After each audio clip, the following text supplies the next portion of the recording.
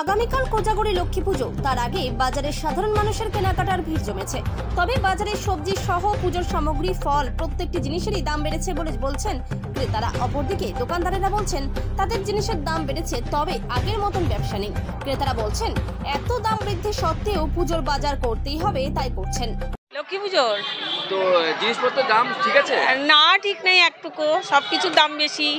একটা ধানের শীষের দামই 10 টাকা, সে ধান পাকে নাই, কাঁচা, মানে শুকালেই ইয়ে হয়ে যাবে, তুষ হয়ে যাবে। সবের দাম বেশি, কোনোটারই দাম কম নেই। তো এর মধ্যেই বাজার করতে হচ্ছে। এর মধ্যেই বাজার করতে হচ্ছে, মা লক্ষ্মীকে তো পুজো করতেই হবে, তাই আমরা বাজার করতে এসেছি। বেশি দামে নিচ্ছি সব কিছু। কি নাম আপনার?